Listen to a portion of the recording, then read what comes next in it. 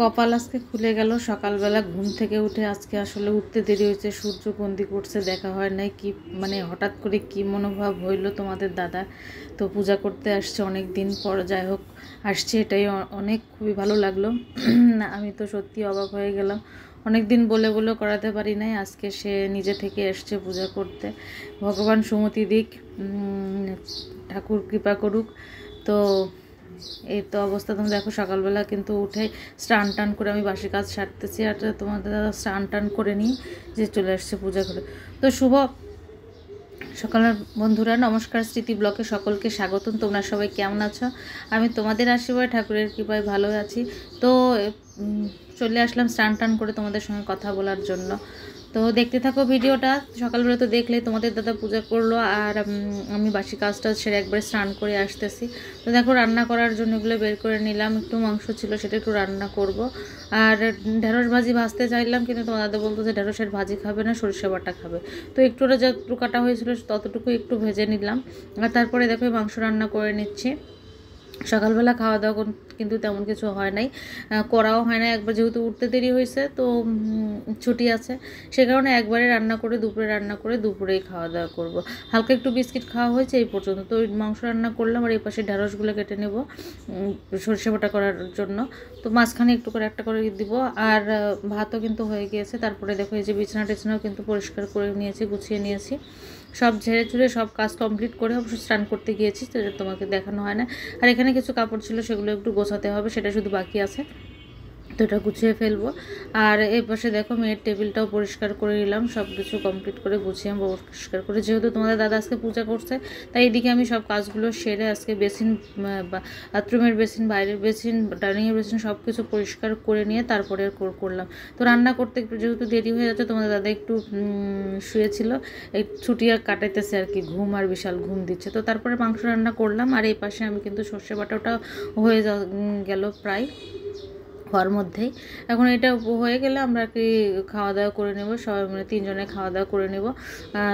যেহেতু সোহাগ নাই, সোহাগ ছুটিতে বাড়িতে গেছে, তো আমরা তিনজনই আসি।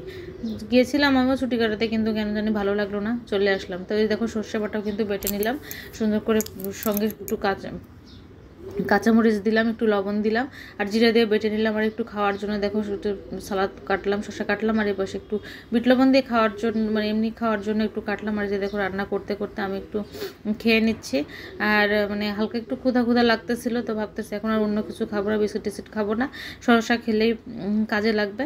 তো একটু শসাই খেয়ে নিই, এই তো সেই কারণে রান্না করছি আর খাচ্ছি। তো বরাবর আমি এই কাজটা করি না, রান্না প্রায় অবশ্য শেষের দিকে, এখন শুধুমাত্র নামানো বাকি। তো এই ছিল আজকে আমাদের দুপুরের রান্না, সরষে বাটার ঢেঁড়সের, আর হচ্ছে মুরগির মাংস আলু দিয়ে। এই তো তোমাদের দাদাকে কিন্তু খেতেও দিয়েছি, আর মেয়েকেও খেতে দিয়ে দিব। ও স্নান থেকে মাত্র বের হয়েছে, চপ সেরে নিয়ে আসবে, এসে ওকেও খেতে দিয়ে দিব, আর আমিও খেয়ে নিব আর কি, যেহেতু দুপুরে খাওয়া হয় না। তো তারপরে খাওয়া দাওয়া করে একটু রেস্ট নিলাম, নিয়ে সন্ধ্যাবেলা দেখো সন্ধ্যাবাতি দেওয়া হয়ে গিয়েছে। আর তোমাদের দাদা বললো একটু বাইরে যাওয়ার জন্য, তো আমি বাইরে যেতে চাইলাম, গিয়ে দেখি একটা জামা কাপড়ও পাচ্ছি না, খুবই বিরক্ত লাগলো, কী পরবো কিছু খুঁজেই পাচ্ছি না। তো রাগে আর যাই হোক গেলাম না, শুয়ে শুয়ে ফোনই দেখতেছিলাম।